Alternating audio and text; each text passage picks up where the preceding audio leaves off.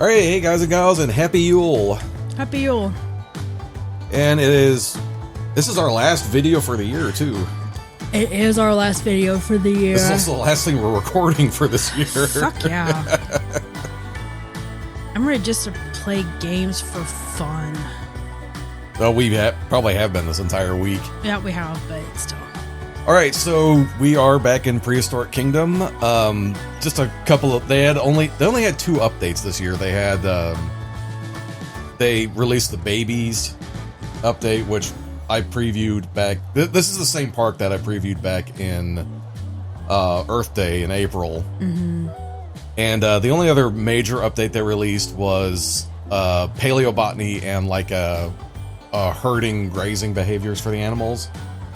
This park almost didn't get finished in time either. Because I was holding out because they kept promising, oh, we got new vivarium animals coming, we got new terrariums coming.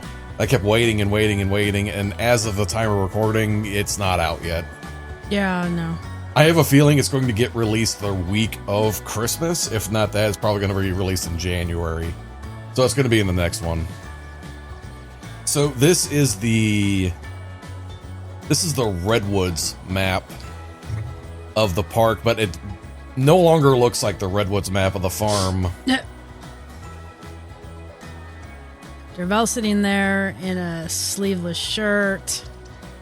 I'm sitting here with my fingerless gloves on, my twisted shoulder shawl wrap, my wool blanket. Yeah, we're filming this on December 1st. It's cold. It's like 18 degrees outside, and it's going to snow tomorrow. My cold sensitive ass has already gone into overdrive. I just need to crochet an entire wool suit and not come out of it till like May. So some of these people probably remember if they saw the park back in April, so it's pretty much the same because this is the part I worked on first. It's kind of the entrance promenade. The petting zoo is gone. I went a different direction. And of course it can't be Christmas without Santa Rex. Aw, look at his cute little hat. How quaint. Yeah, and before we get too deep into the park, because that reminds me, because this is done using just different shapes and elements in the game. And before we get too far in, here are my notes.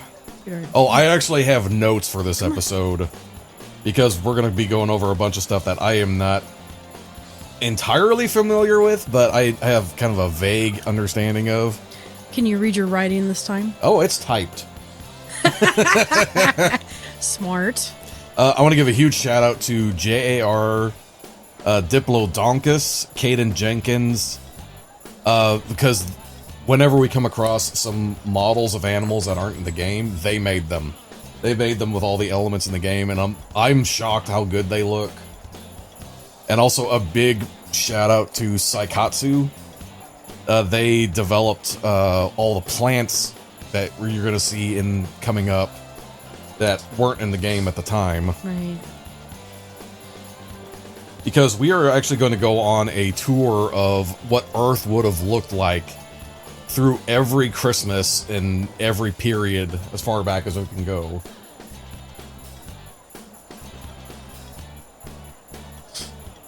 That's our first exhibit animal. This is the Irish elk, which again people might remember from the Earth Day video because this was the only one I had in. Mm-hmm. And I can't seem to zoom in now. These are the binoculars. Oh. Big.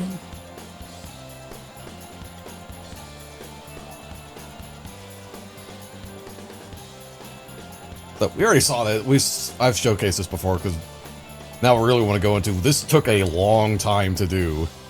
I started this back in December of last year, and we're filming this on December 1st. I just finished this last week.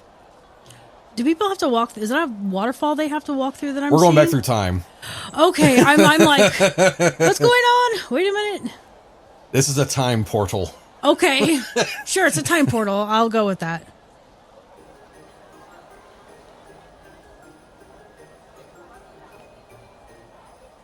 And there we are back in the Devonian. This is one of the earliest periods where you can actually see plant life on the ground. There's been some debate whether like some plants formed in like the Silurian or the Ordovician. Mm-hmm. But they're generally thinking that a lot of what we would call like modern vascular plants show up in this time. So this is from, as you saw on the sign, is like 419 to 358 million years ago. Most complex life is in the ocean, and unironically, it's often called the Age of Fish. Because technically... Because the big one that everyone remembers from this period is the Dunkleosteus, the one that's got the big jaws on it. So here's something, though. The average temperature on Earth at this time was 86 degrees.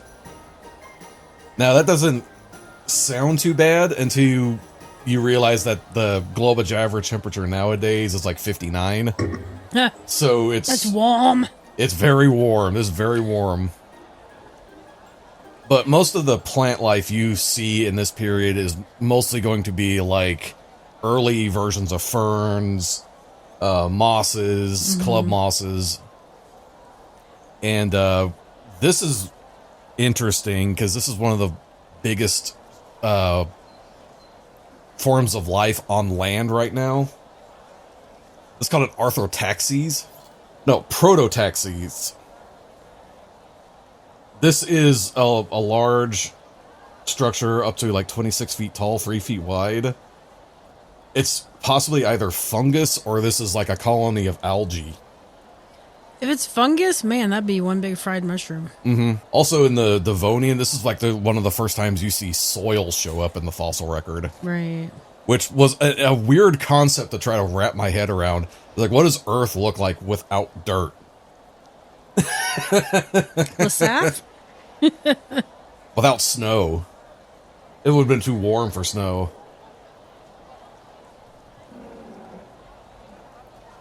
But, I mean, in this time, you see, like, a lot of diversification of, like, vascular plants. Mm-hmm.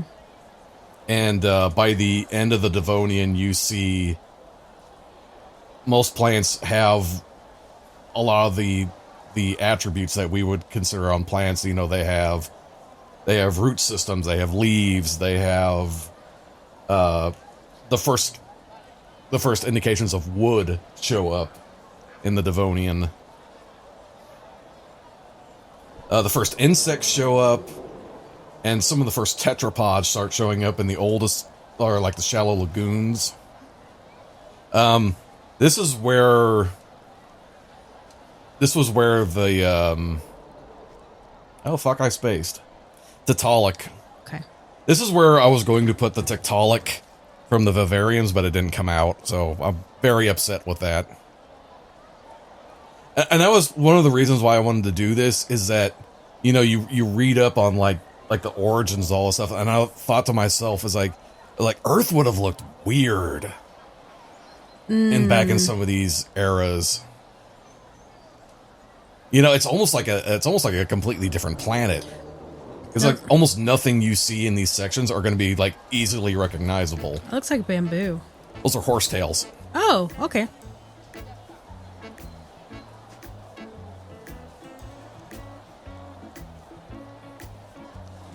Speaking of that, here we are in the Carboniferous, 358 to 298 million years ago.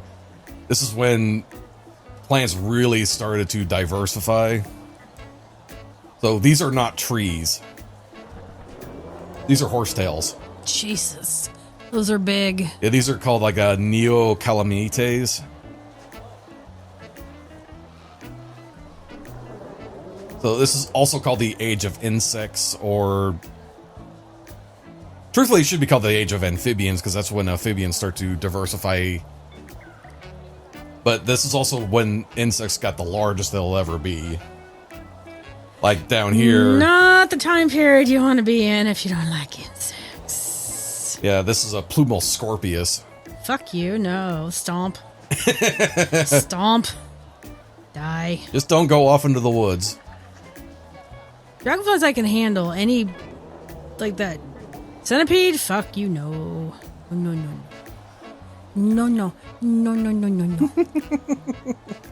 So this is when the first amniotes show up. All synapsids and sauropods, which is like all mammals, reptiles, birds. This is when we all start showing up on the fossil record. Mm-hmm. Plants will have, by this time, have covered most of the surface of the Earth, with the exception of the poles. Because come to find out, because there were so many plants, it actually started to act like a carbon sink. Oh. So several times during the Carboniferous, there was ice ages. In fact, the global average temperature during the Carboniferous was like... It's too fucking dark in here. 55. Do you want me to turn the overhead light on? Yeah. Because she usually has it off because reasons, and then I can't see. So the global average temperature in the Carboniferous was around 55, which is 4 degrees colder than today. Yeah, they think it might have been as much as like 86 in the tropics, but the polar regions could vary from like -10 to 35. Ugh. So some of the plants you see in the background here are equisitales, which is these are the horsehair or the horsetail looking things. Club mosses, scale trees, which is the weird ropey looking thing right there. It's not a true tree. Ferns, seed ferns, cycads first show up here. And again, some of the examples of like animal life. Here's the Arthropluridae, which is the largest known arthropod at 9 feet long. You know what that is? Nope. That is a nope monster. That is a nope, nope, nope. Then you have the Meganeuro, which is one of the largest dragonflies that ever appeared. I can handle that. Dragonflies are pretty. They're harmless. So something I read a long time ago is that these guys actually survived the carnivorous collapse into the Permian. And the main reason they were able to stay at that size was because they were moving constantly, so it forced more oxygen into their lungs. Mm-hmm. Because they don't have, like, a breathing apparatus. It's like air just kind of flows into them. Right. So these are cool. And one of the first, like, little things that I found in the shop, this is a Diplo-donkus, which is an early form of amphibian. About 3 feet long.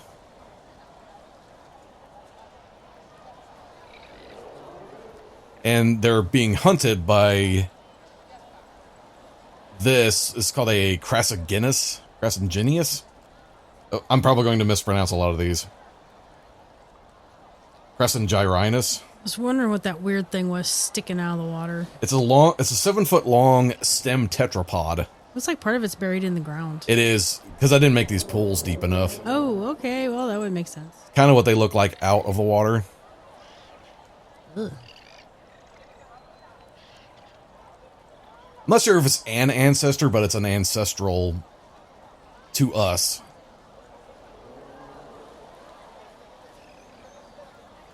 So toward the end of the Carboniferous, because of that carbon sink, the Earth started to cool down to the point where the Carboniferous rainforest actually collapsed. And started to form more deserts. Which got more complicated in the Permian, because in the Carboniferous there was like 2 major land masses, like Laurasia and Gondwana. Those collide together to form the big supercontinent Pangaea. Mm-hmm. Most of the interior of Pangaea was a desert.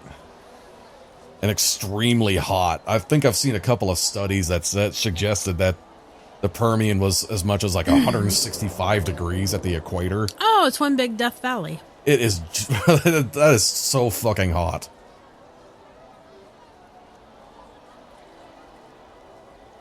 So this is when synapsids and other amniotes became a lot more diverse and a lot larger. They become the dominant species of the planet.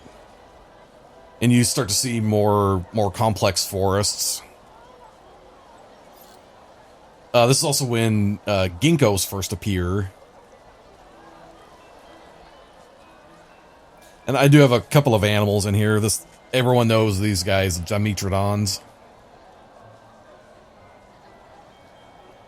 Which again, if anyone remembers our Jurassic Park video, these are not reptiles. These are synapsids or stem mammals.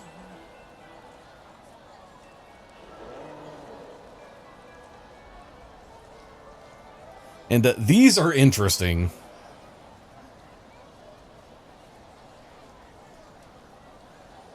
I am going to butcher this. They are interesting. Cotylochus hainicus. This is a large herbivore up to 18 feet long and up to 1,000 pounds. Jesus.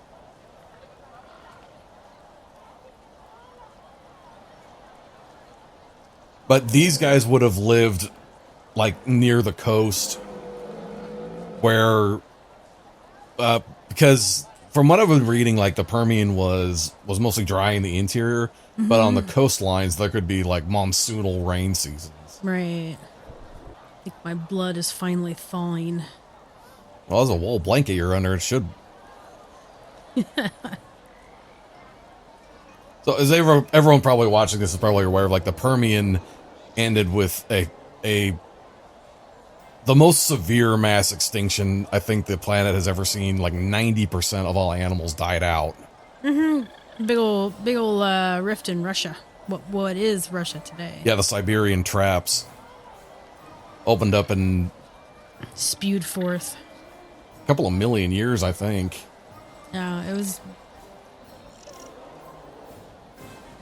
to us long goddamn time, but to time immemorial itself, a blink of the eye. Which then led to the Triassic, where we see our first true dinosaurs. Archosaurs start to diversify here.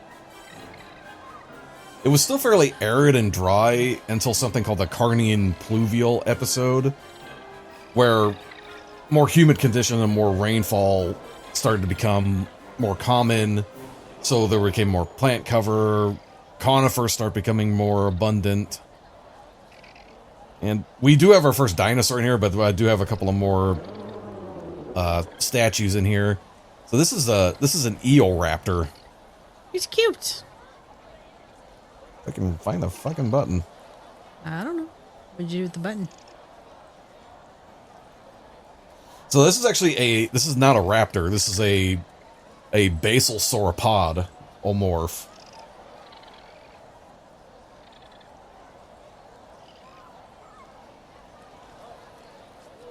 Whoa. Why did we sink? I don't know. What'd you do? Oh, that was weird. What kind of stegosaurus is that? Or an ankylosaur? This is a Desmatosuchus. Again, this is also not a dinosaur. It's a 15-foot long, 700-pound archosaur. I can't quite remember what's the distinction between an archosaur and a dinosaur, because they're both the same thing, but there are some animals that look like dinosaurs in the Triassic that are not dinosaurs. Mm-hmm. What is that long neck thing in there? That is a Tanystrophophilus. It's a 20-foot long archosaur, weighs about 165 pounds. Oh. I wanted to put a lot of these in here because the Triassic animals are weird. It's just like when evolution's trying to figure out what the fuck it's doing. It really is. It's like, how do we go? What are we doing here? Which way do we go? I mean, case in point. This looks, walks, and acts like a crocodile. That's not a crocodile. It looks like it reminds me of a caiman. Yeah, that is a Ruteodon. 26 feet long. Weighs up to a ton. Well, that outweighs the saltwater croc. Mm-hmm. And Loco Boy, too. They were found in North Carolina. Oh. So these are crocodile-like reptiles called phytosaurs. Despite the resemblance, they're not related to crocs at all. So crocs didn't. So the croc and alligator family did not evolve from these guys. No. This is an example of convergent evolution, where something gains characteristics of other animals, but they're not really related to each other. They just happen to have evolved around the same time. Excuse me. Interesting. Go close to that the long neck thingy. That is fascinatingly. What the fuck? I don't see my reading glasses. I think they're there. At first I thought, because the first one that you ran across, I thought it was an ostrich sticking his head out of the water. Was like, what is that long neck thing? In fact, from here, it looks like the head looks like it's a mallard duck. Yeah, so this is a piscivore, and semi-aquatic, they think, because his body plan is so strange. Get up closer on him. I must. They don't think. Whoa, wrong button. Get up closer on him. I must investigate this. What? Shit. Again, like I said, the Triassic is weird. How does you do? Okay. Brains. Probably like I suggested here, where it's probably just walking along the bottom of a waterway, and then just ducking its head down to bite at a fish or something on the shoreline. And my brain's trying to wrap its head around this, and it's not doing it.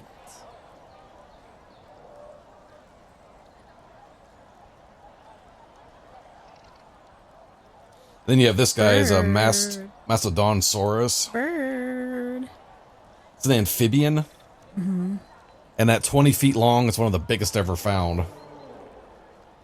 Yeah, it's a big boy. Oh, thank you. This is the runaway.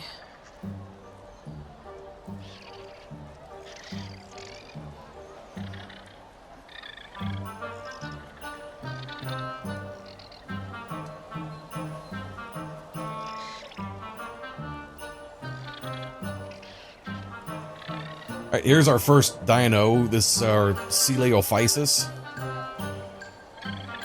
They're relatively small, aren't they? Or, I mean, compared to... Yeah, I think they're about like they're underneath knee height. Oh, okay. So they're not that big.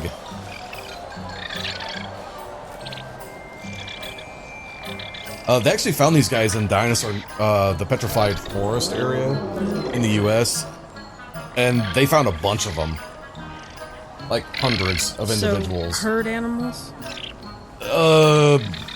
No. It's really hard to determine if something is a herd animal or not. Or, because it's like, did all these animals die because they were all together, or was there a flood? Or a flash flood that just happened to pick up a bunch of individuals and deposit them. And right next to them, the only other Triassic animal in the game, these are the Plateosaurs. In Germany.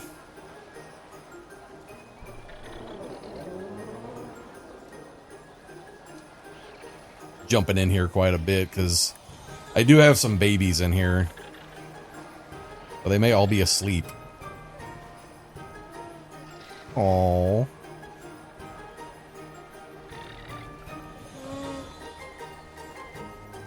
Back when sauropods walked on two legs. Mm-hmm. Well, there's a couple of babies. Oh, hello. The baby animals in this game are adorable.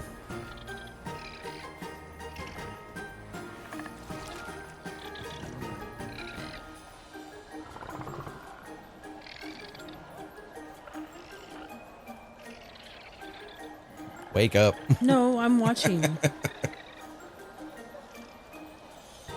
kind of jump was that?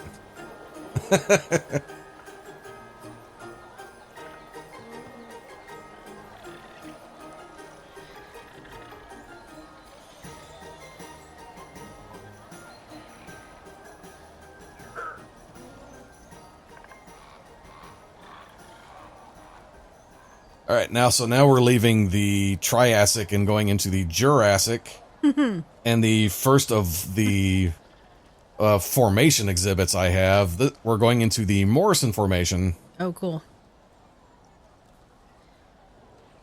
So this is 157 to 150 million years ago. I love that allosaur model he made up. It's nice. Supposedly that's going to be in the game at some point. Including the Saurophaganax, which may or may not be a true species. It's much like Nanotyrannus. For a long time, people didn't know whether or not that was a real thing. Yeah.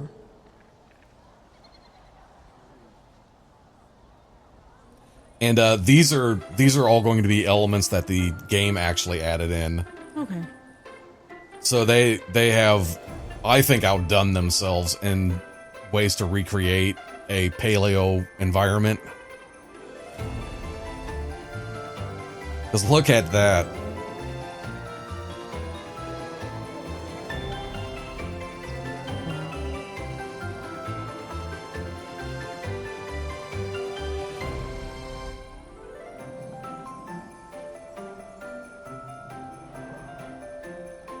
We have our Dryosaurs, this is the Brontosaurs. Okay. Trying to remember which one was in here. Does he have his neck stuck through the thing? Where? Go back. Back it up. To the right. The statue, or is that an actual dinosaur sticking his neck to the fence? That's a cardboard cutout. Is that cardboard? Okay, I was gonna say. I'm looking at that. I'm like, what am I seeing? The fuck? It's not moving. Like, what am I seeing? So something most people might have noticed by now. There's no grass. Yeah, it's just. Yeah, there's no grass. It's mostly dominated by like ferns, cycads, trees, conifers. It's also about 20 degrees warmer than it is today, so it's a very, very warm, humid kind of environment. Warm and moist. So the Morrison is like in Wyoming, Colorado, Montana, both the Dakotas, Nebraska, Kansas, New Mexico, Arizona, Idaho, and Utah. And from what I was reading, the Morrison is kind of like a mix between a conifer, tree fern, semi-prairie to a full-blown savanna, with just some creeks and riverbeds in the middle. And while I have Scelidosaurs in here, they're not from the US or from the UK, but it's a stand-in for the Mymor pelta. It's one of the first ankylosaurs they found in the North America. Let's go ahead and jump in and see if we can see a little bit more of the animals. And there's Gertie. Girl. She got transferred from our zoo last year. Some Dryosaurs swimming in the creek. Look how big she is. She's huge. Oh, this is new too. The new enrichment object. It's just a log stuffed with plants and fruit. I like that. I love that. I love little cool ideas like that. There's some Dryosaur chicks. Oh, adorable. I tried mixing it up too as much as I could. I wanted to put like hatchlings, juveniles, subadults, and adults to kind of give it a little bit more of a realistic picture. There's a baby brontosaur way off in the distance. Do we swim? We do not swim. Careful, youngin'. The dinosaurs in the game actually really like swimming. I mean, it's fun.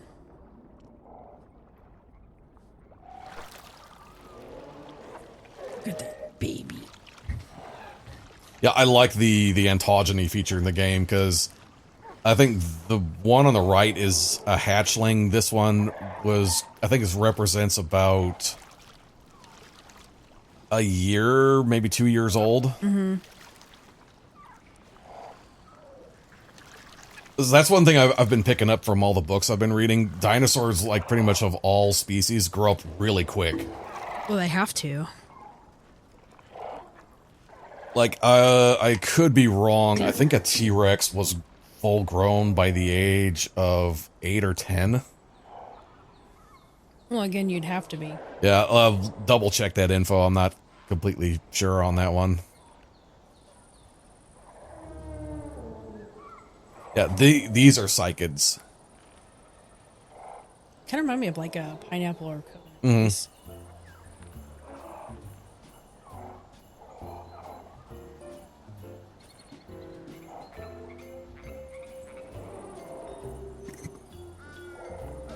Yeah, but look at these Jurassic forests that the game puts in. This looks so cool.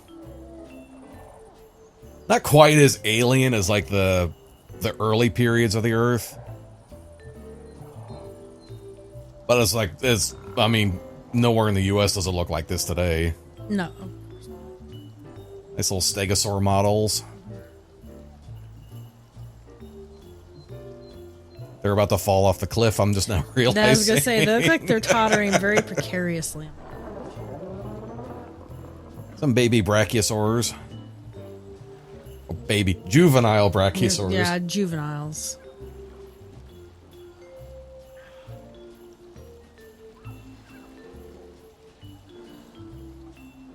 This is also the biggest section of the park. I like the covered walkway. The way it's raised up. Reminds me of the way it is at the zoo. It's hiding the fences. Oh, is that why? Yeah, okay. That's why again, I've said in multiple playthroughs, I do not like having the fences visible. I want it to feel like you have gone back in time and you just happen to be coming across these animals. Right.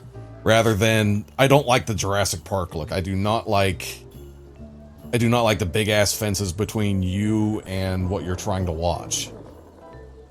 Good. Yeah, they've done a lot of updates on the behaviors, so keep an eye out because you might be able to see something new. That would make a horrific pounding sound. They were probably fairly quiet when they walk around because, I mean, you see like a lot of big animals like elephants. Elephants are like notorious for being able to sneak up on people. True.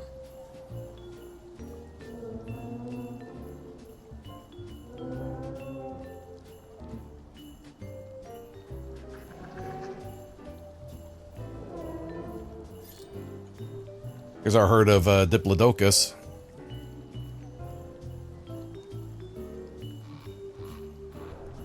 Again, made by JAR, and goddamn, his models look really good.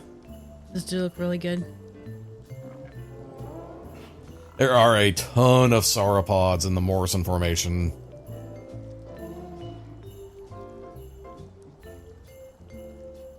Where'd the crowds go?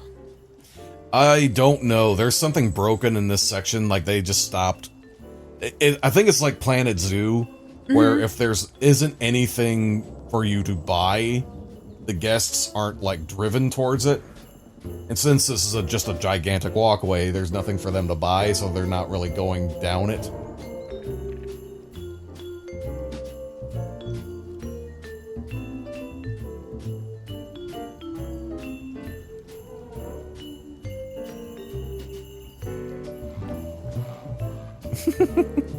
There's our pair of juvies from earlier, kind of following us.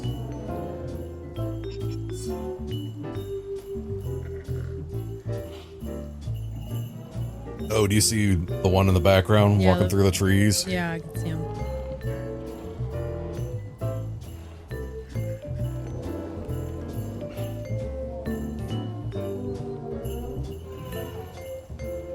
Surprisingly, if you click on them, it says they're not crowded.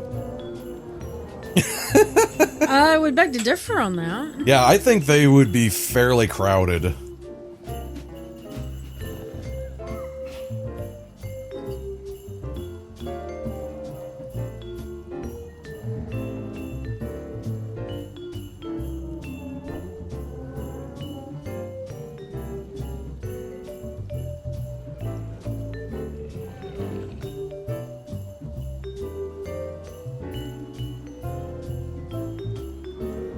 Also, I like to give a huge shout out to the U.S. Geological Survey, because that's where I got most of the topography maps for the Morrison Formation. Gotcha.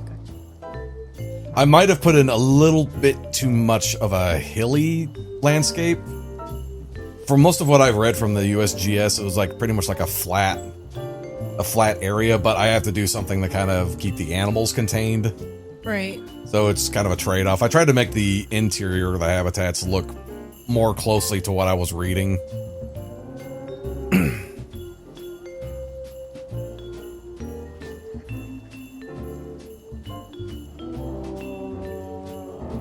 Like you're just bellowing.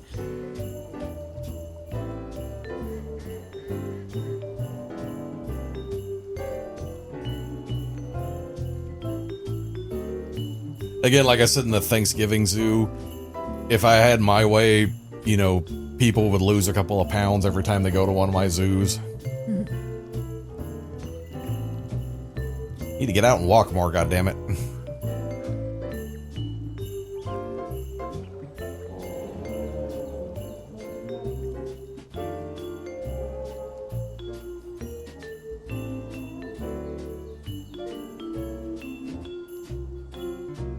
Got another allosaur here.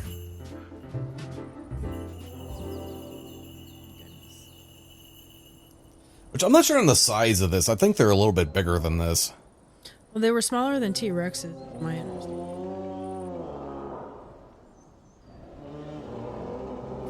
Here are apatosaurs.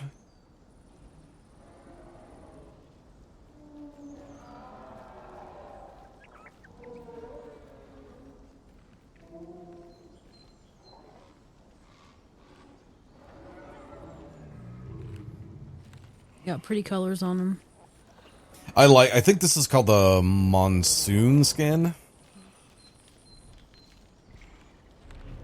Which, phone going off?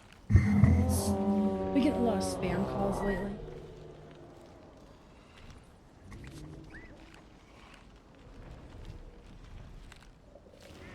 To me, this kind of makes a little bit more sense for the juveniles.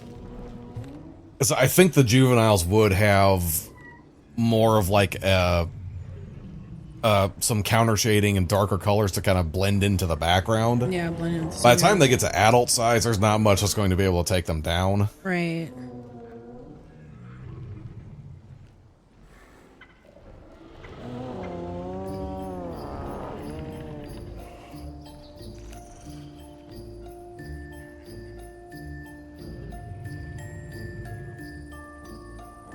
Speaking of taking him down, here's our first big predator.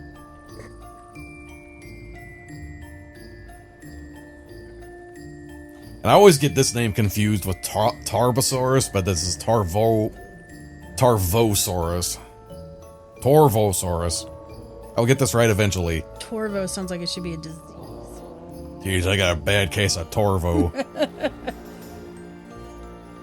No babies in this one because according to their Zoopedia, there is a 50% chance of cannibalism. So, no, I will not have any juvenile animals being eaten on camera. Eating of the young.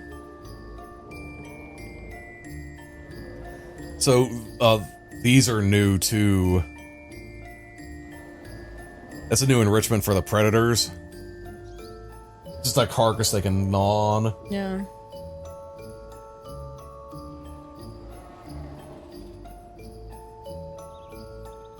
There they are.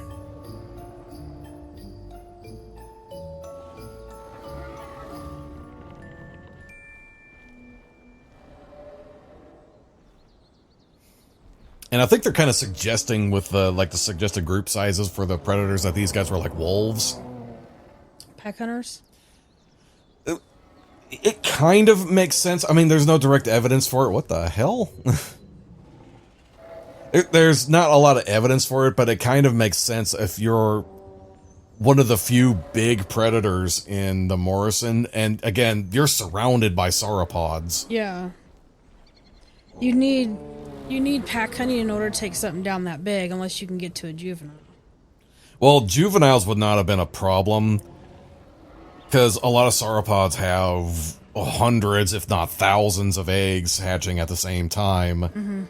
So it's kind of like the sea turtle thing is kind of the current theory, is that there's so many babies being born at the same time. Predators get full before all the hatchlings get eaten. Right.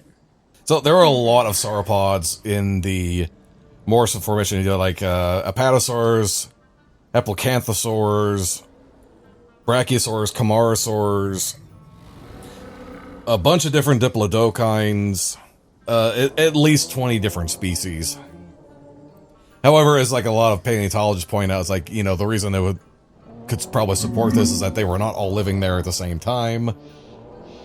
These are like separated by millions of years.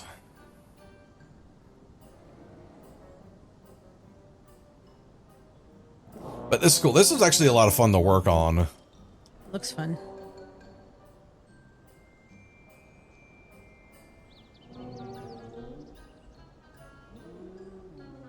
Again, it's weird. It's kind of hard to see the world without grass, but I could see it looking like this, where it's just a lot of ferns and mosses and, you know, just like low-lying shrubs, kind of covering everything. Well, because you still have biomes today that are like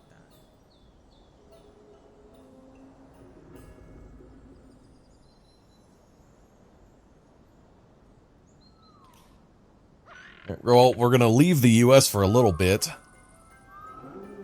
and head into the Cretaceous. So we're heading to Mongolia. Cool. And this is actually a couple of different formations. So this is like 72 to 66 million years ago.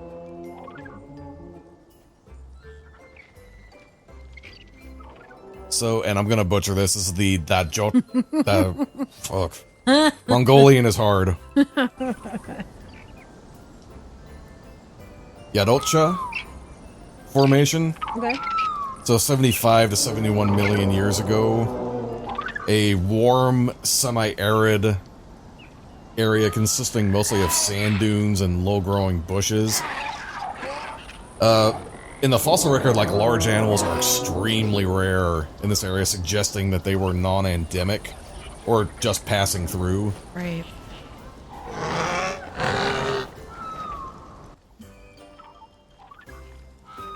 And another favorite, here's our velociraptors. And look how cute those babies are. They are cute. Also new enrichment in the game, these are tidal fishing holes. Oh, so they can actually fish. I only have a couple of animals in the zoo that are piscivores. So it's not going to show up in many of the exhibits.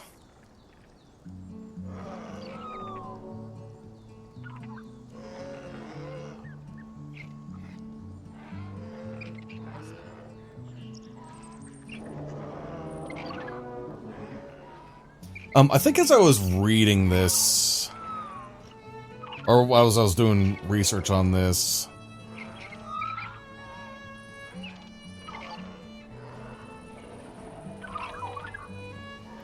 I think they said that this area would have been more similar to like the Kalahari in modern day.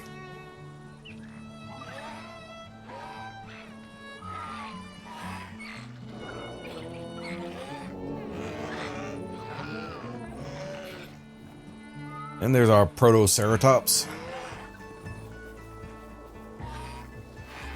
They've stopped moving. No! Why would they stop me?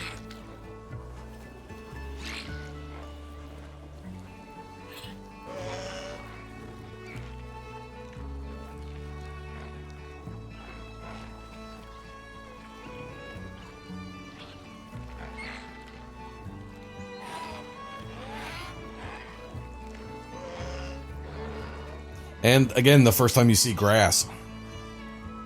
Oh, shrub grass. Mm-hmm. The oldest fossils of grass I think they've ever found was in China about and the rocks were like 110 million years old. Oh, that's old.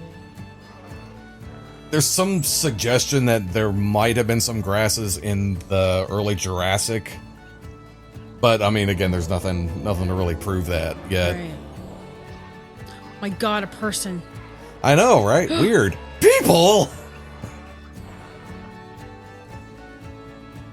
It's a human. It's another human. There must be a food establishment nearby.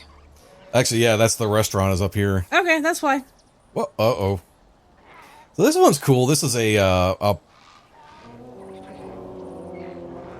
Pinacosaurus. It's like an early form of ankylosaur. It is an ankylosaur. Okay. We're in the Cretaceous. There's ankylosaurs now. True. So this is a 2-ton Asian ankylosaur. And this is the coolest fossil that they've ever found. You want to know why? Is it the one that's intact? No. This was the one that, for the longest time, they couldn't know what dinosaurs sounded like. Because there are certain structures that don't fossilize well. This is a species where they found a intact larynx fossilized, and it found out that these animals had a syrinx. Oh, shit. Okay. So they possibly could have made bird-like noises. Right. Interesting. So instead of the grunts or bellows, you could possibly hear, like, you hear it in the velociraptors, you hear that kind of trilling kind of noise. Yeah, the real high-pitched. More people!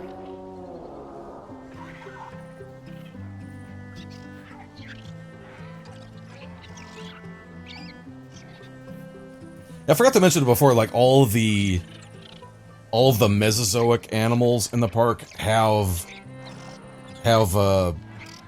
plants from the Mesozoic in their enclosures. Right. Like, nothing you see in any of the cages is still alive today, and most of these plants are extinct.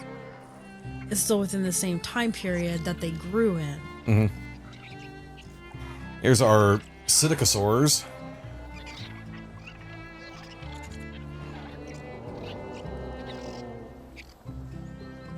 And they kind of, I think, from what I was reading, they're suggesting that they might have had a range that put them from the desert to a little bit more semi-humid, semi-tropical areas. Yeah. Areas.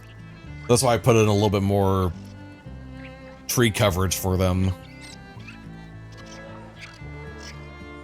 The babies are really cute.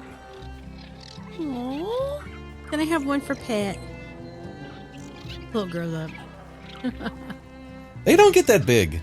They are cute. I mean, because the camera is pointed at our head height, so... It's not that big then. No, they're not that big.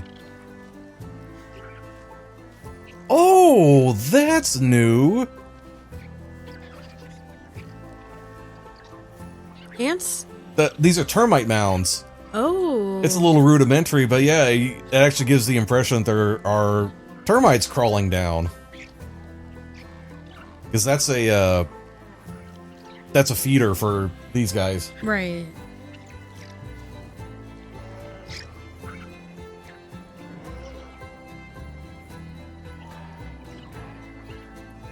Oh, so these are cool.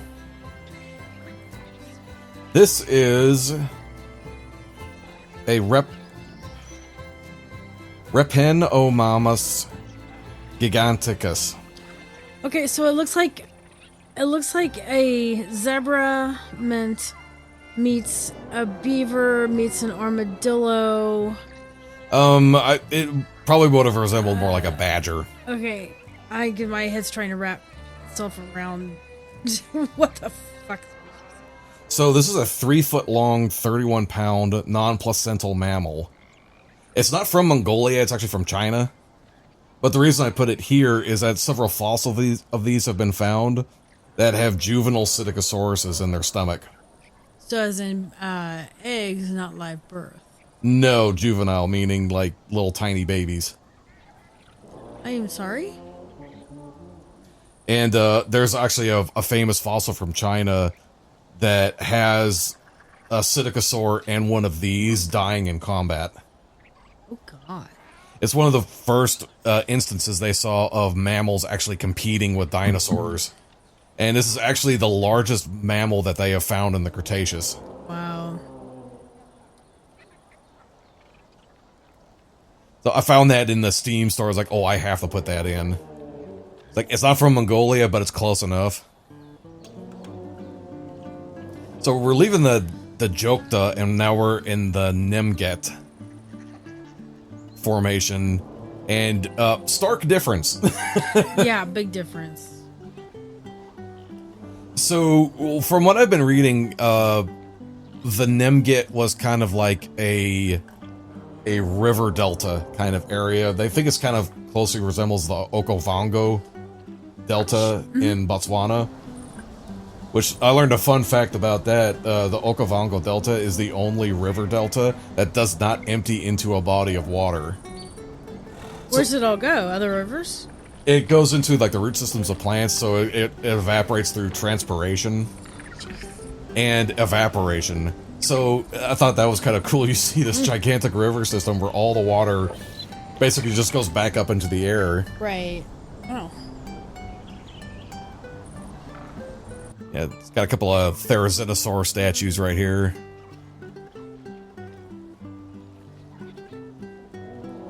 God, those things are massive. They're big.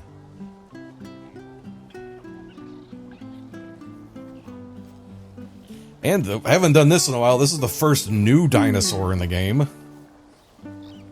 And we have Oviraptors. Oh, little baby raptors. And they have some beautiful coloration on them. If I can find... Yeah, here's the one I like the most. Ooh, pretty. Take it away, Nigel. Take it away, Nigel. Take it away, Nigel. Nigel! Where are you?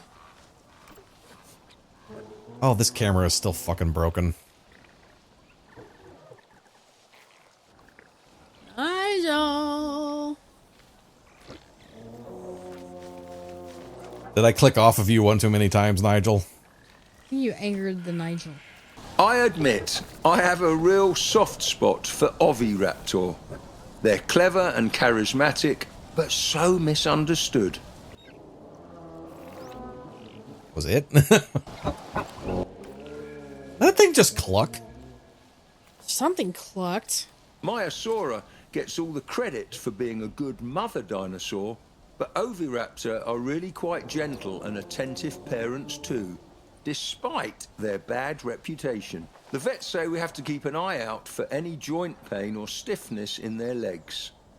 They're concerned that compared to the sand dunes they would have encountered in their natural environment, this substrate could be too firm. Caring for dinosaurs like Oviraptor is a delicate business. I'm glad that our park can be one more source combating the old story that Oviraptor are malicious egg thieves. The worst thing this Oviraptor has ever tried to steal was my hat, and my keys, and my tea. But only because they were shiny.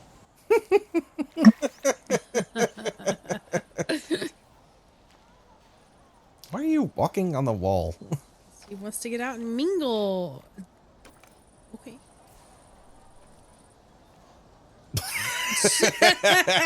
Just a wee bit broken. Then. Yeah, I think I realized when I put these in this area, I kind of screwed up because these guys are found in the Dajota too, but there are like Oviraptorid species that are found in the Nemget too. Right. Just not this particular species. And as you also might notice, we have our first flowers. Yeah, say, look at the... Yeah, flowers show up in the Cretaceous period, along with all other angiosperms, which is flowering plants, like, you know, flowers in the ground, flowering grasses, trees. Mm-hmm.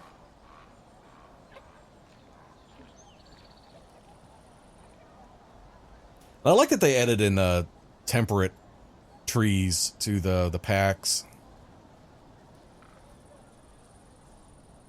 Coming up onto another big carnivore. Here's our first Tyrannosaur in the game. This is a Tarbosaur. Where are they out of? Mongolia. Mongolia, too. Mm-hmm. Ah, they're napping. I think they are asleep. I have mother and 3 chicks in here. Yep, there's mom. Oh, goodness, you are a big girl. And there are some of the chicks in the background.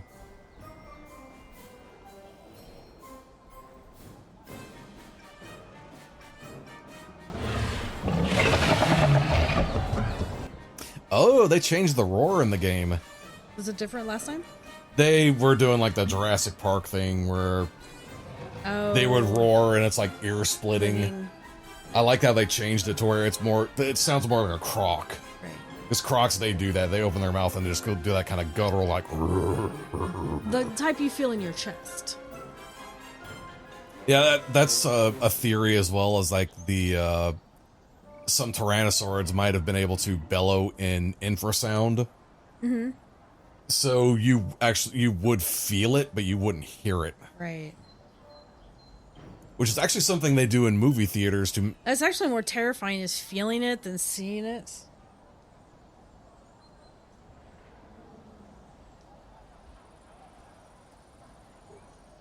Yeah, I liked working on this because the Nimgit turned out rather pretty. Another Therizinosaur. Everywhere.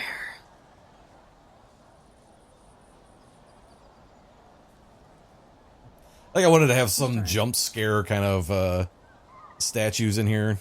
Well, you know, if you're walking down at nighttime and not expecting that to jump out at you, yeah, I can see. Mm-hmm. So when I was looking up like the climactic information for the Nimgit, it said it was like I think it was like a monsoonal, semi-arid region. Mm-hmm. But I'm not entirely sure on this, but I guess the average temperature is like 46 degrees Fahrenheit, which seems a little too chilly. That's really chilly. Yeah. But again, like in this area, we also see our first like big trees, plane trees, more conifers, ginkgos. And here is the second new species in the game. This is a Gallimimus, which I think we're gonna have to jump in. Go find him. Yeah, I thought this was pretty big, and the game keeps telling me that this is too small for them. What? They're not that big to begin with. Mustard, maybe? Yeah, because Gallimimus actually means chicken mimic.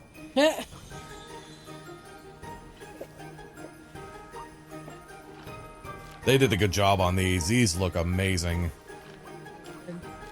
Whoa. Oh, hi there. Just come right on in. Look how adorable those chicks are. Little babies. Again, I love these enrichments. What's Nigel have to say about Brutus? We have another Brutus. This giant feathered friend is not a bird, but a Gallimimus.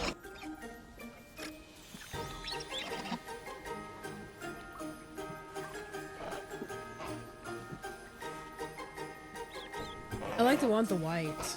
That's the alpha male. Yeah, I like that. Really pretty. The name Gallimimus means chicken mimic, but I think it looks rather like a duck. Duck meets an ostrich to me, personally.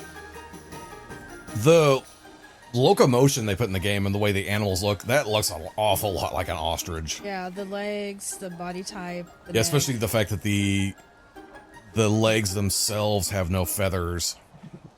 Is very ostrich-like.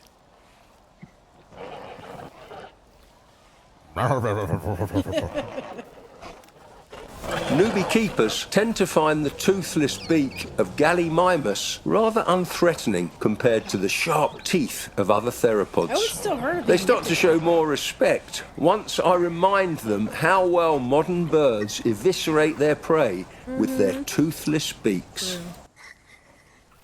Yeah, just think of about any bird of prey. The feathers of a gallimimus are remarkably similar to those of modern ostriches. Thankfully, they don't seem to have the same habit of displaying them to their keepers as modern ostriches do.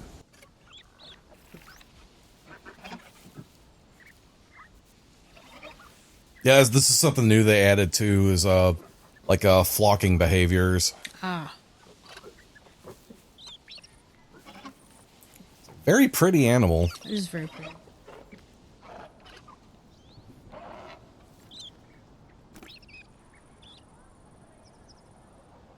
So that's kind of like the simulated like grassland kind of area of the Nemget. So this is going to simulate more of the wetlands area. Because here are our Dinochiri, Dinochirises. And I really like how their swamp turned out. That's nice.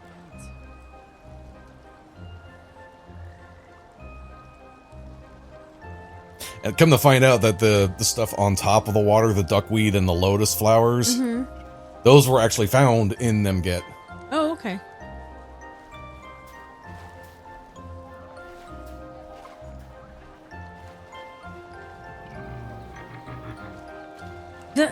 I heard that.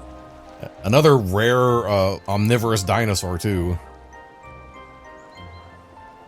You see by the tidal fishing pool back here.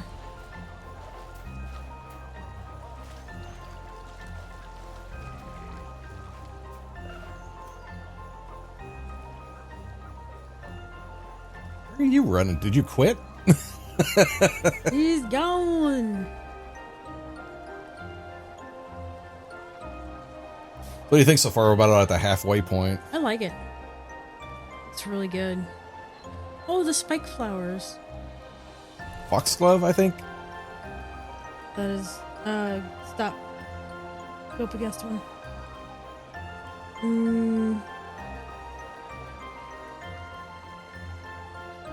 I think in the game it says they're foxgloves. Yeah, the foxglove is a little bit, I think. But, yeah, they do resemble fox. The bellflowers. So this is a Nemgetomania. Tomaya. It's a 7-foot long, 85-pound oviraptor. Jeez. Alrighty.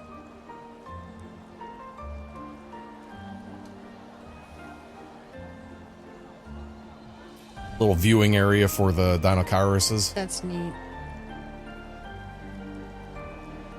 It's cool just to look right out into the little swimming pond they have out.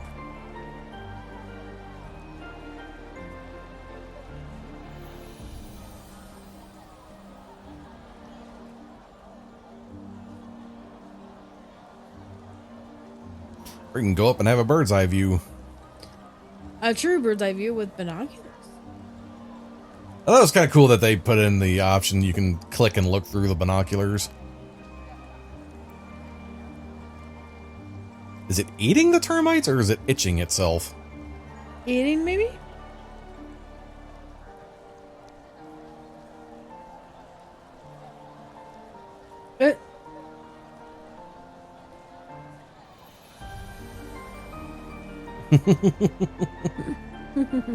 I think that's Dad. Okay. It's kind of hard to tell sometimes because, like, most dinosaurs, there's not enough material. Well, there's also not enough markings to determine if it's male or female.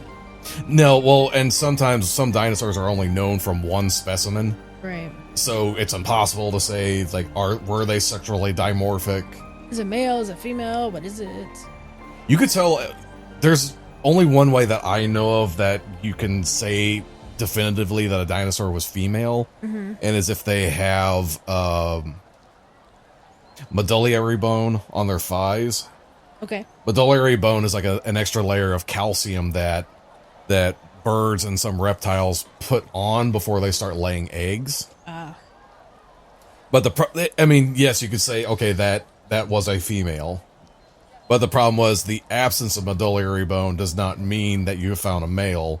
Right. Because it could just be that it's a female that hasn't gotten to breeding age yet, or it's a female that is outside of breeding season. So, yeah, it's just one of those things we may never, ever know.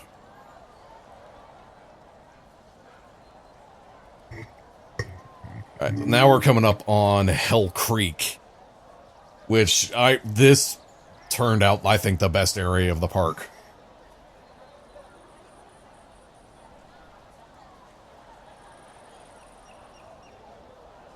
So I love these entrance signs I made up. Yeah, the entrance signs look really good. I have a really hard time thinking of thumbnails. You have a lot of opportunities for them.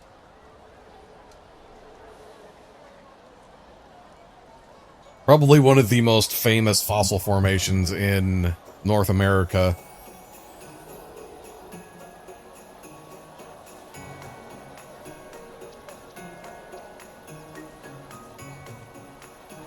And also, now it's crowded. Yeah, there's a lot of people in here. And also, when I was doing research, this was like one of the areas that had the most information about cat. Not about cat. No, not about cat. Yeah, damn it! When we have our new place, no. The doors will be locked. The only ones allowed in here are gonna be the ferrets because they can't climb on shit. So Hell Creek, this is 68 to 66 million years ago, from Montana, the Dakotas, and Wyoming. And North America at this time was not a solid continent, where we have an interior seaway at this point, actually where we live. Oh, the Tethys Sea. Yeah, no, not the Tethys. It's the Western Interior Seaway. Oh, okay. So Hell Creek is on the side of the continent that's called Laramidia. Mm-hmm. And this is interesting. 90% of the plant fossils that are found here are angiosperms or flowering plants. Average temperature of like 53 degrees. With the summer months being like 68 to 75 and the winter temps down as 36. It's pretty temperate, so. Temperate and cool because the Cretaceous going towards the extinction event was actually cooling off. It was still relatively more humid than today, but it was trending towards more modern temperatures. And they think it had an average rainfall of almost 80 inches a year. It's a lot of rainfall. So, and this is another new word I learned. Hell Creek is a riparian woodland. Meaning the woodland is always next to some kind of body of water, like a river or creek, Right. lake, seaway. A mix of deciduous, evergreen trees. Deciduous and evergreen trees, ginkgos, cycads, and some extinct species of trees called elatides. Mm-hmm.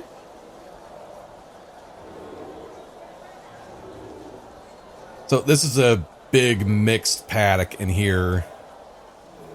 So we have like our Edmontosaurs, Ankylosaurs, and Triceratopses are in here. And down he goes.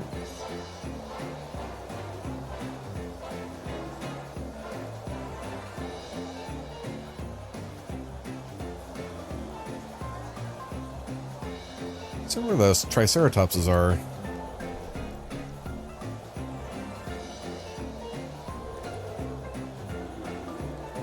The Edmontosaurs are actually fairly large. Are the Triceratops further down? It might be further down. They don't really form well together. Skip one.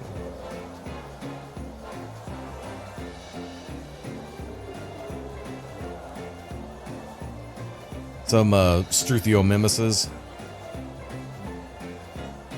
Some other like Galliform type dinosaurs that are found in this area. Yeah. Here's a baby Triceratops.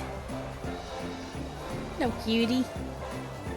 Oh, he's scratching his nose with his paw.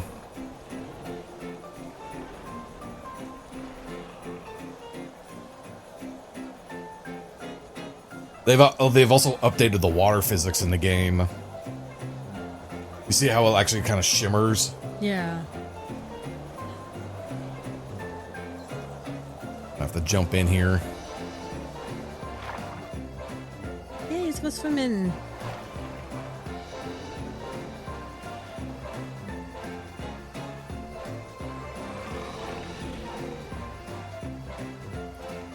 And since we're looking at it from like head level, even as juveniles, these are gigantic animals. Yeah, they're still pretty big.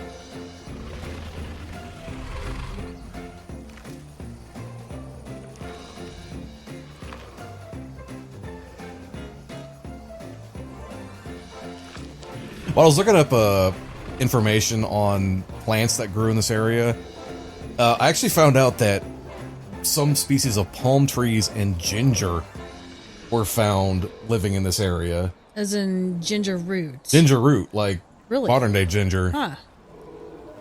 Who would have thunk it? Suggesting it was at times much more tropical. Which I should say is like anything I've said in the video about like temperatures or whatever, take that with a massive grain of salt. Because these are huge spaces of time we're talking about. Yeah. And paleoclimatology is It's tricky. it's tricky to kind of narrow down what it was exactly. We can only make inferences.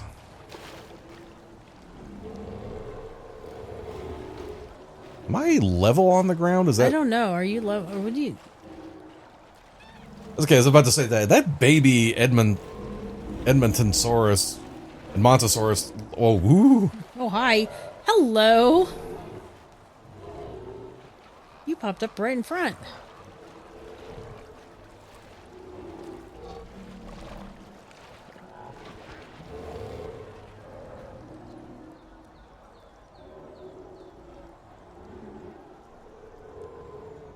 This is just barely big enough, too. Really? For all of them? Yeah. Well, because when I was putting them in, I had thought the ankylosaurs were the grumpy ones. Mm-hmm. No, it's the triceratopses that are the grumpy ones. Go figure. Yeah, I put all the animals in, and the head triceratops came up to me and said something like, He's very displeased. I have no idea what he meant, but I think he was unhappy, so I put more room in here. Dinosaurs speak for it. We are unhappy. Where are the ankylosaurs at? I know they didn't get out, because that was one thing I was doing last week was quality control. Watch them be running the park. They would be pretty easy to track down. Well, one, they're not very fast. And they're not going to go very far. Or get very far.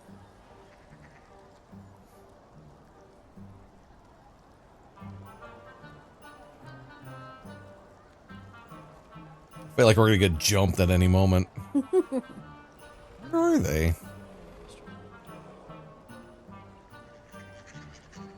Do we need to stop for a second?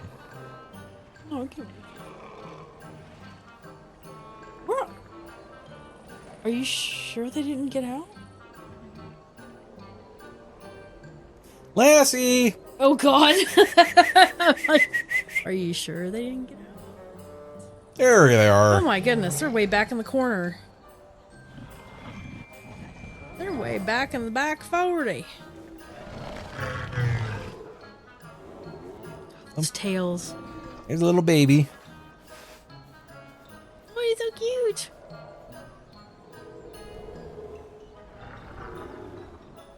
I really want them to put the Borea pelta in the game. Mm-hmm.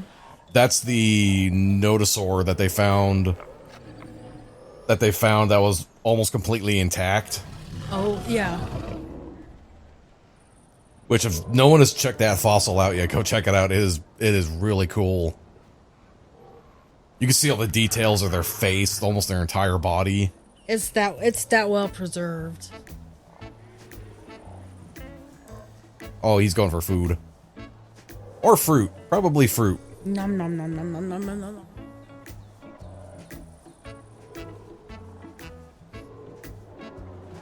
Because that's how big this one is.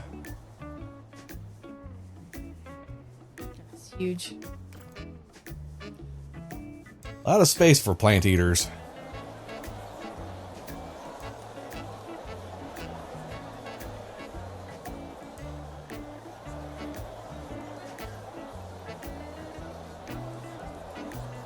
This is either the Orthoneomimus or the Struthiomimus. Another galliform dinosaur. Which I think those are going to get added in the future along with these guys, the Pachy's. Pachyrhinos. Pachycephalosaurs. Yep.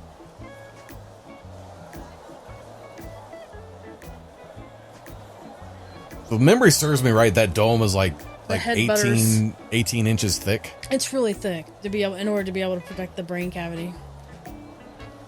So when I was originally doing research on what the Hell Creek area was supposed to look like, they said they had found a Quetzalcoatlus vertebra in there. Really? So I thought, oh, that's cool. So I'll put some Quetzalcoatluses, you know, kind of mingling, looming, threatening. And in the time where I was doing some more research, they had named it as a new species. Well, what if it's native to that region? I mean, animals this big, you would think they have a pretty big range. It's like albatross, you know, they could fly across entire oceans. Yeah. But the name of this creature is the best name for an Ashdarkid I have ever heard. What is it? Say hello to the Inferno Dracon. What? The dragon from hell. Oh my god.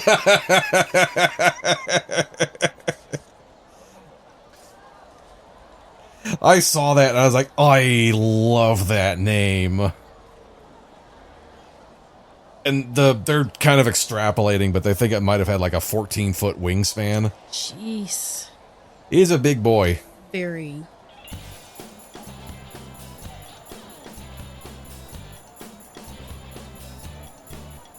The thing that got me while I was building this is it's not really in the same area as the Pacific Northwest, but it reminds me of the Pacific Northwest. Well, it does, because you've got the deciduous trees, but you've got conifers mixed in,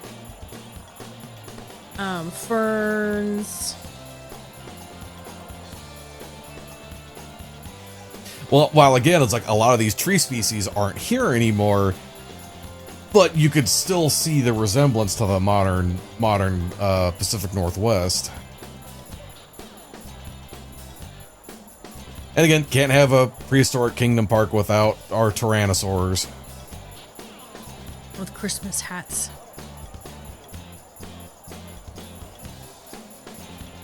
And I love how this enclosure turned out. You know, with the Tarbosaurs in this one, it was like, how do I keep them away from the guests without having this big ass fence Right, standing upright in the way? So I went back to my medieval history roots, and I was like, moat. Well, yeah, because a moat, you're going to have high walls, for starters. They're not climbing out with those tiny arms. Well, hell no, they're not climbing out. Even with their legs, they'd have to try to jump, but even if they could, they're taking their entire body weight up against gravity. I think it would be physically impossible for them to do that.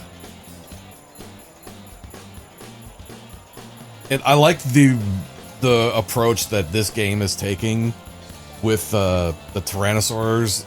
They're suggesting that both parents took charge of raising the young. Mm-hmm.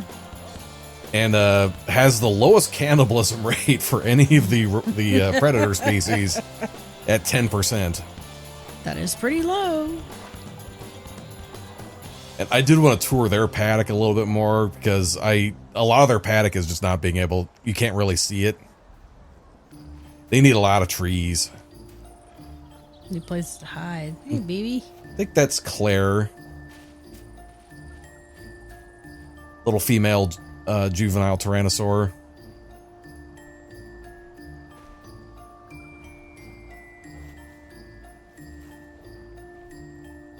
Their vision is based on movement. The stupidest line in any movie. Don't move. Can't see you if you don't move. Yeah, Dr. Dave Hone, like I have a lot of his books on tyrannosaurs, and he has this picture I like where he puts like two tennis balls or two big balls inside the T-Rex skull and draws eyes on them, and then puts them in the skull looking directly at you, and it's really disconcerting. Oh yeah, oh yeah.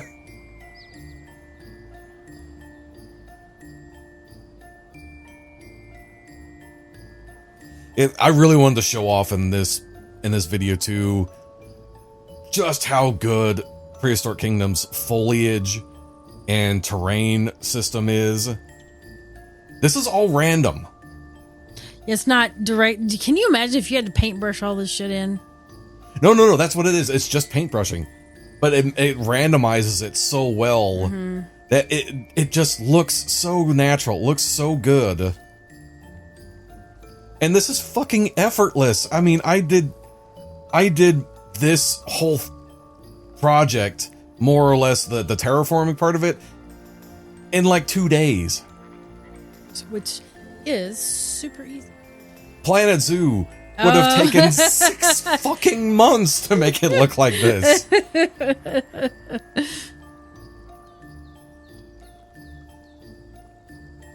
But again, it's like if you turn your brain off and kind of close your eyes, you feel like you're there. Yeah. I think these divot lines means that it's part of the invisible fencing. I would imagine so, probably.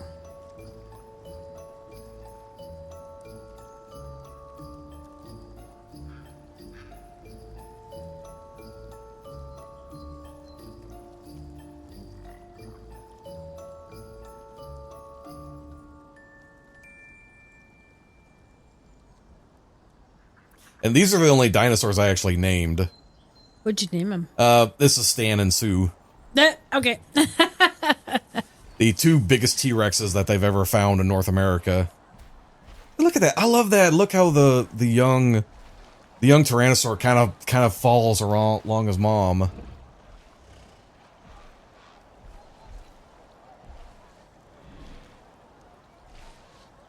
But something else I've loved about this game from the beginning, it treats these like real animals. These are not monsters. No, they're animals existing or had existed. Yeah.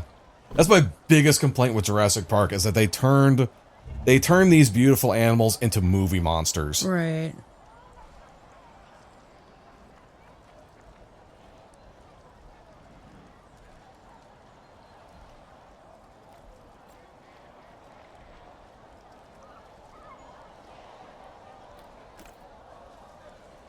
This is without a doubt my favorite section of the park. It's nice. Looks good. And I think it was because the paleontologists that work in this field, or in this particular area, had done so much research that I was able to like pinpoint down exactly what species of trees live here, Right. what are the conditions like. It is like I read a lot of papers preparing for this episode. I spent probably 2 weeks before we recorded just doing the notes up. Right. I gotta sneeze. I don't want to sneeze into the microphone. You could always auto-tune the sneeze. Auto-tune. You would sneeze and it'd go like, achoo! I can auto-tune my own sneeze. Make it sound like Goofy. I don't know. I don't know if I can do that. Gosh. I'll go with that. What the hell was that? I have no idea. I was trying to test it out. Mickey? Such a sneeze. So there's nothing in this that's living, but this is something I would really want to do if they add it in the game. So I made up a little diorama of the Western Interior Seaway. Because obviously we live in the Kansas, Missouri area, so we would have been underwater at this time. Yeah. And I'm gonna have to get out of first person for this.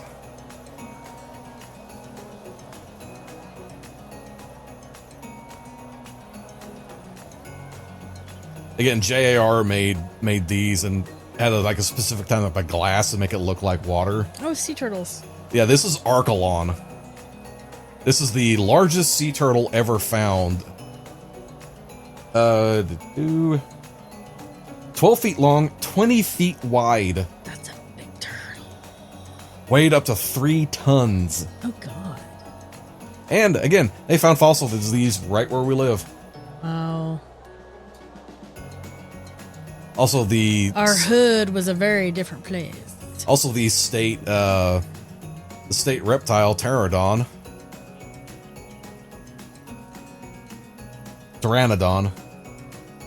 They found a lot of fossils of these in our area. Which again, this looks so cool. I have to give them hands up, like some of the best looking models I've seen using elements in the game. And here's a Tylosaur. Yeah.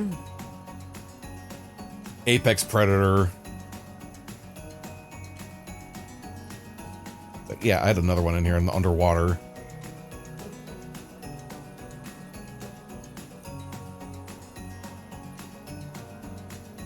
Again, not the 130-foot monster that's in Jurassic Park. No. Like, No, when that thing comes out, that's like 30 to 50 feet long and maybe up to a ton. Yeah, it's not too bad.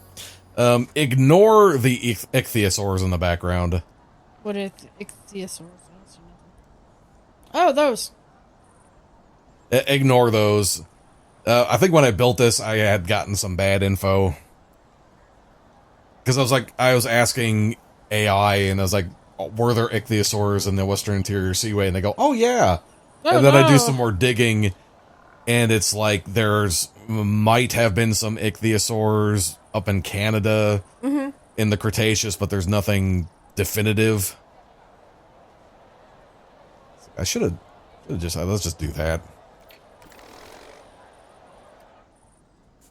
Deleted. So this is cool too. They found this in our area too. These are elasmosaurs.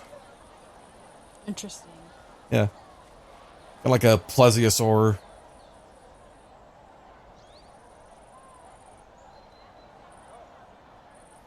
Just hunting down some fish. Those eyes are a little too goofy. Yeah. Oh, they look like my googly eyes on my shotgun in Aliens Far Team Elite. No, boobly eyes. There we go. It's boobly eyes. It's like he said, I'm gonna get me some fish. God. Guess what just dropped? You have got to be fucking kidding me. Sorry. Okay. I'll stop laughing at your your expense. So, Prehistoric Kingdom just released their November update. We're at December. It's a little late. Okay, update 16 is not going to be out this year. They're going to be on break for late December. So update 16 will be in the public testing branch, probably around the holidays. Smart. Oh, they're adding diseases into the game. So the animals could actually get sick. Yeah. Oh, Stegosaurus is going to be added to the game next year. Oh, cool. Allosaur. Yeah, no release date for update 16. It's just this public test branch. Which means it'll be a while. That's probably going to be next year, so I don't feel bad now for possibly missing out. I was going to say, if they had just released it while we're doing this, I'm going to laugh my ass off. I would have been pissed. I'd have been We would have stopped immediately and restarted because I wanted to add those. You look at me like that, I'm not kidding. God, it didn't drop. So, sadly, all good things come to an end. And with the dinosaurs, it happened violently.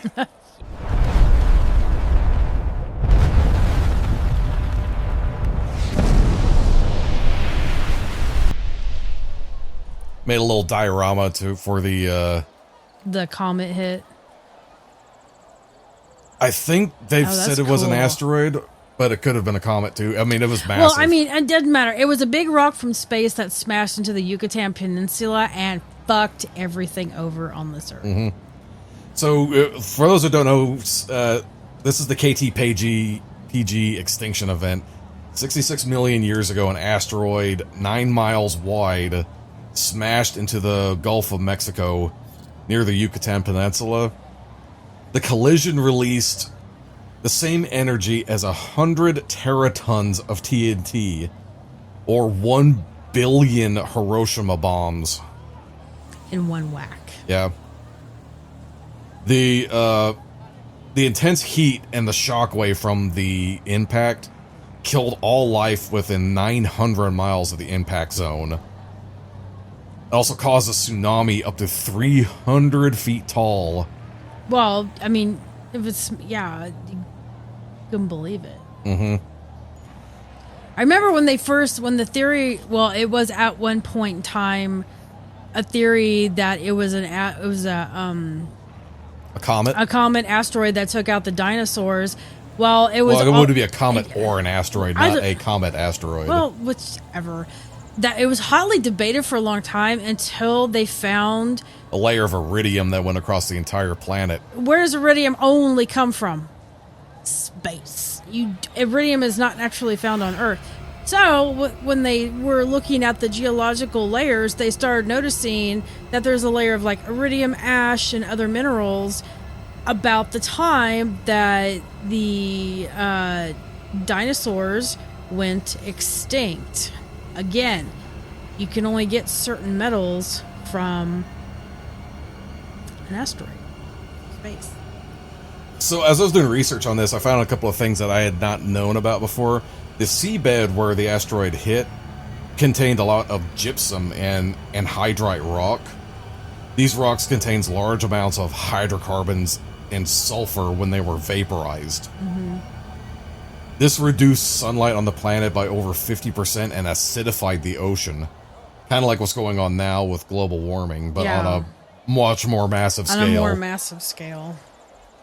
This combined with the fine silica dust and the soot from the wildfires produced a global impact winter that lasted from anywhere from 9 months to 2 years.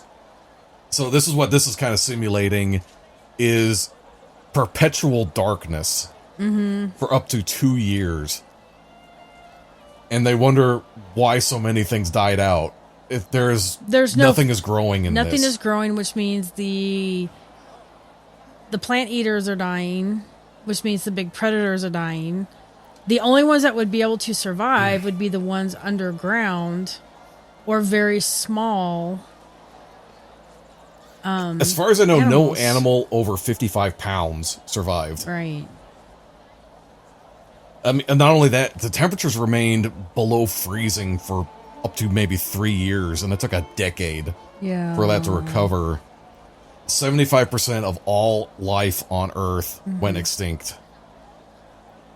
And the data's unclear on what survived because there's not many fossils that have been identified within 2 million years of the impact. Right.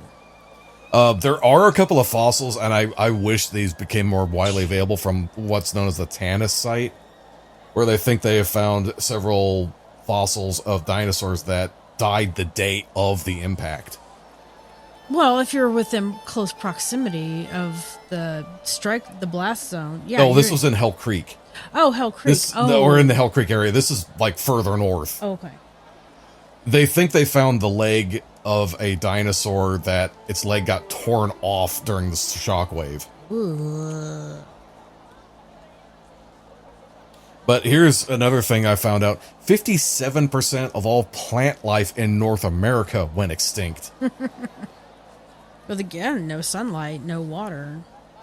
Well, and that's why we have so many plants that we do nowadays. I think, this is just my personal belief, I think the reason why we see so many angiosperms today and not as many of the gymnosperms or like the ferns and plants in this area nowadays is because they didn't reproduce by seeds, they reproduced by spores. Right. So all the plants that could reproduce by seeds, 3 years is not much for a seed to just go dormant and stay in the ground until conditions are right again. Which that seemed to be the case, because by the time you get to the paleogene, pretty much everything's recovered. Yeah. So we're back in sort of modern day. You have grasslands, you have flowers. So right now we're kind of in the end of the Danian period. So it's about 55 million years ago. After the effects of the impact, forests were fairly species poor. You had a lot of think of like a clear cutting expedition. Mm-hmm. Where like they take out all the forests or all the trees in a forest and then they replace it with just one type of tree. Right. It would be close to that. Oh. So like if anyone's like driven through Georgia and then you just see like this endless pine forest of like the same type of tree, it'd be kind of like that. But like the woods of the world were kind of like that for almost 6 million years. Until diversity came around. That's how long it took for it to diversify again. No. And this is the only animal in the Paleocene in the game, the Paraceratheriums. Mm-hmm. Cousins to modern day rhinos. But it was warm. Like the Paleocene was like subtropical. Ugh, nasty. Yeah, the global temp was in the mid-70s. But the thing that's weird is like by the Eocene period, which is the next one down, the world basically had a forest going from pole to pole. From North Pole to Antarctica. Mm-hmm. They've found swamp-like vegetation as far north as Ellesmere Island. Oh, goodness. But it didn't last long. The one trend I saw for like climate data for the Pleistocene was that going out of the Cretaceous, it was extremely warm and humid like the Cretaceous was, mm-hmm. But it just trends downward all the way going towards the Ice Age. Right. Ow. And unfortunately, the game does not have enough mammals and animals from this period to do like full ecosystem recreations. So this is mostly just like a wish list. Because I really want terror birds in the game. Terror birds would be really nice.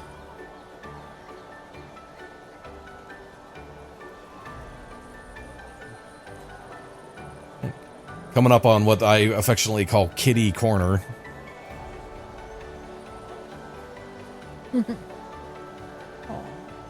North American cave lion.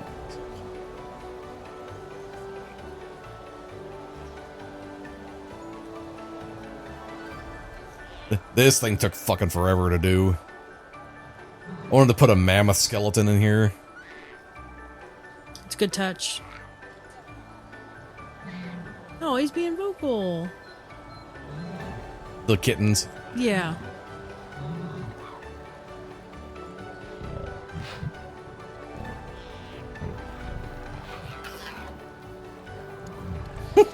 They're so cute. Sounds like socks. Who aptly lives up to his name. Yeah, Socks keeps stealing our socks. Literally, he is stealing with our socks and carrying them around the house, and if Callie tries to play with him, while he's playing with them, he will actually growl. He's so good. He's so funny.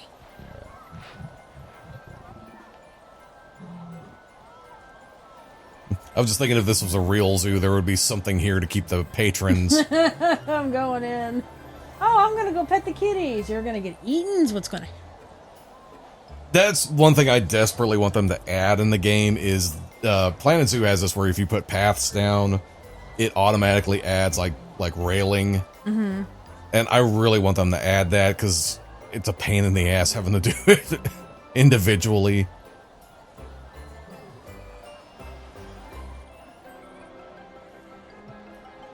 And famous cat from the La Brea tar pits. There's Smilodons. Oh, eating? Yeah. I do have some oh, there's a Smilodon kitten.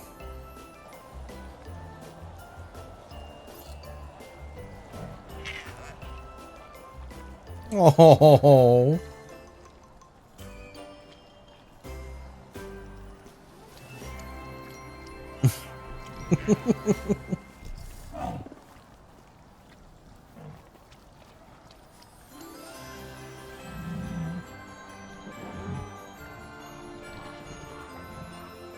These things would have been terrifying to come across in the wild. Yeah.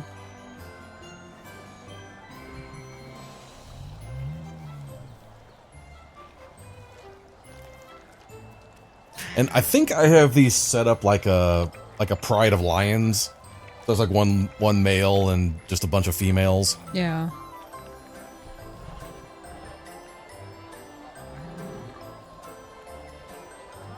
Faces. Interesting, fascinating.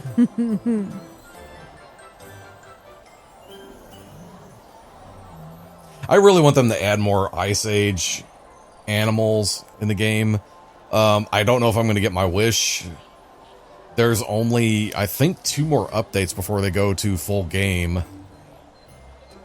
And for anyone who doesn't know, Prehistoric Kingdom actually ran out of funding in 2025. Yeah. So they are relying primarily on Patreon supporters. I'm a supporter on Patreon. I'm hoping, you know, through this video, maybe more people will buy the game or join them on Patreon. Put their Patreon link up. Yeah, I will. I think I did last time too.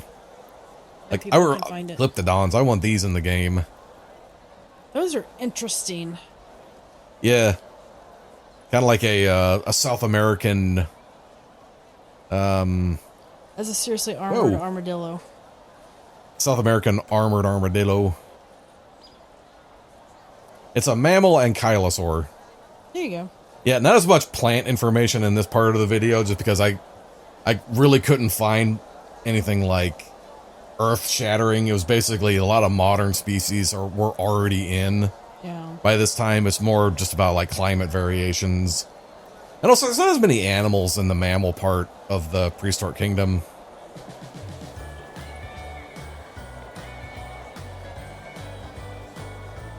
We're coming up on the mammoths. I think I hear them in the distance.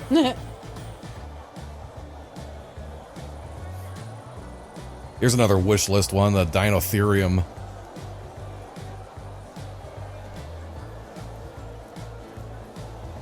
And like a reverse tusk elephant.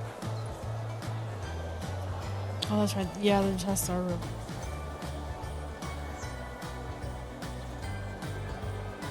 Yep, you can hear them. They sound like trains.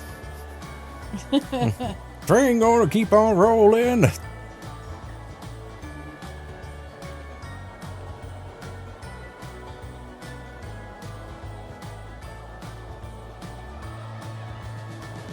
Big herd in here. Oh, yeah. I think the game says it'll take up to 30 females. You have the babies. The very cute babies.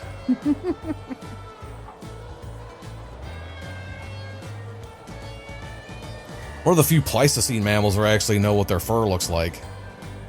Well, it's because they found whole ones intact in the Siberian permafrost. But one of the only good things about climate change is that they're able to find this stuff in Siberia. Hello, cutie. It's a mini Manny. I have some woolly rhinos in here too, but I don't know where they're at. They're hiding.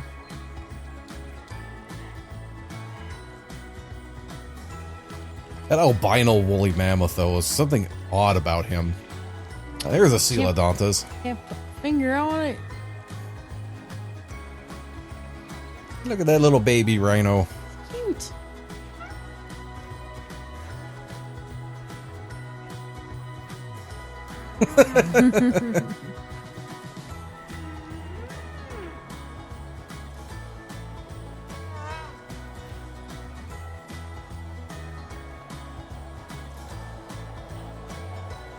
Oh, we were very stuck in here. You're very stuck in the fence.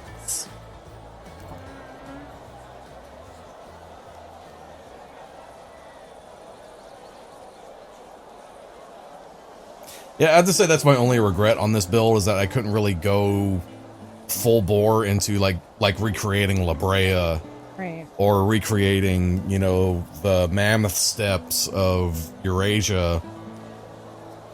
Because there's just not as many animals in the game to fully replicate it. I forgot who made these, but I thought that was kind of cool. That is actually. I'll put a link in the description.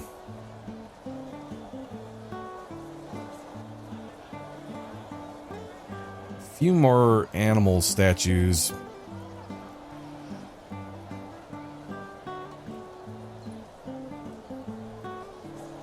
Various species of antelope. And I think I forgot to write down what these were. Yep, I forgot to write what these down. Yeah. Write down what these were. Flash it on screen.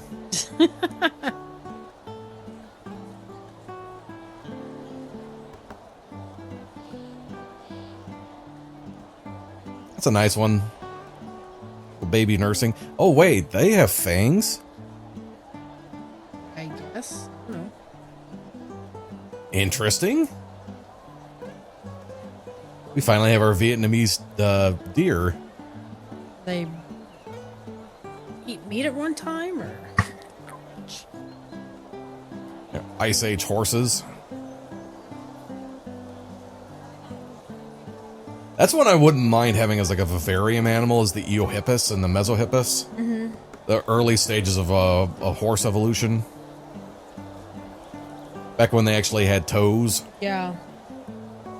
And of course, the apex of evolution on this planet. Humans. Yeah, this is Homo lawrensoni.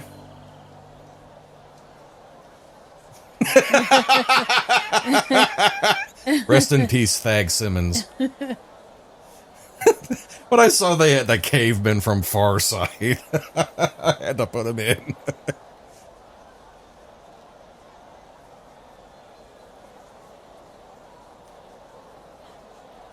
There's been some pushback from some people on Reddit, like saying they don't want to put any hominids in the game, but it's like, you know, until you get to like the Homo genus, or just like the Neanderthalensis, Erectus, the ones that looked more like modern day humans, Yeah. I could see that being an issue. But I think if you put like an Australopithecine in there, it's not quite the same.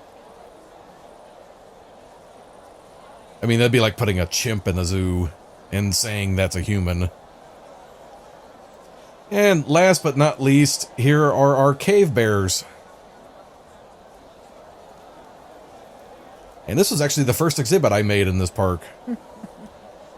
Where are the cave bears? Hiding. Hibernating. They're smart. Wintertime.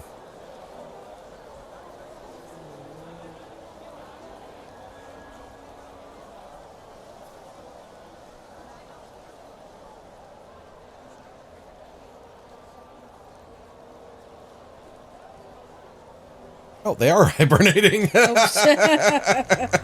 Like, why should we come out? The baby bear.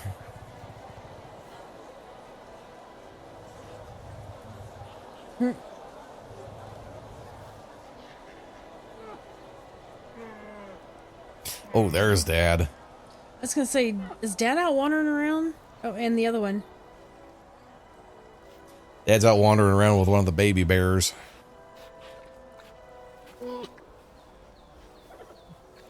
The noises.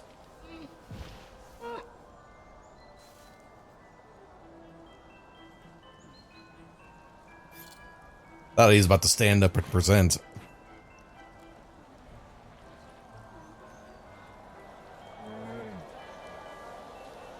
Like this.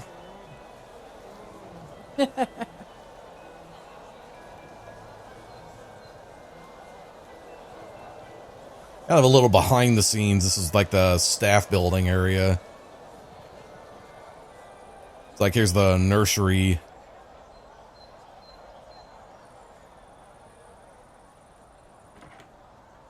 I didn't know you could do that. Nice.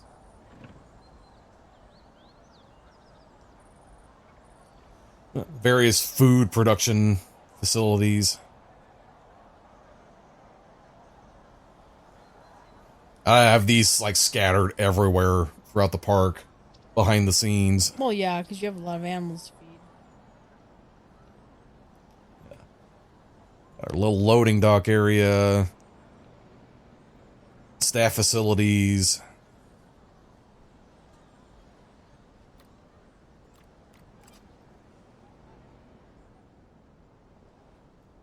And there's the whole thing.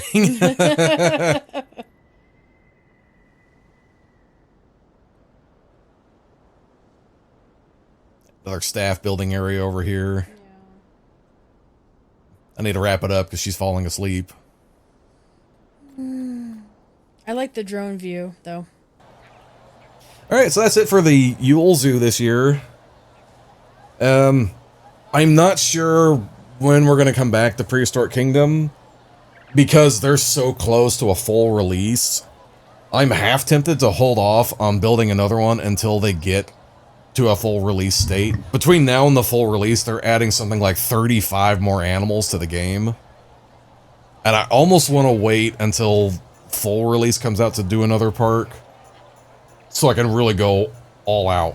I would probably wait until you have. Mm-hmm. I would wait until the full release does come out. I mean, honestly, I would. It's going to be huge. That's going to be a Thanksgiving one because it's something we're going to have to break up in the parts. Yeah, there's no way you're going to run that all in one episode. Well, if you do, it's going to be incredibly... And if you do, it'd be too long. Hadn't stopped me before. Well, no, but still, I mean... So, Merry Christmas, Happy Yule. Blessed Yule, all that good stuff. Happy Hanukkah, la la la. Hanukkah might be over by now. Oh, happy fucking holidays no matter what you celebrate. How about this? Happy fucking holidays no matter how you celebrate it. There. All the bases are covered. Like we said at the beginning, this is our last video for the year. We're taking 3 weeks off. And start up new videos on January 12th of next 2026. Yeah. Not sure what we're doing yet. Don't know. We'll surprise you. We'll figure it out. We'll figure it out. All right, make sure you like, comment, subscribe, and we'll see everyone next year. Bye. Happy New Year. Santa Rex says, stay good for goodness sake, or I'll fucking eat you. Oh my God. Jesus, man. 2 hours, jeez.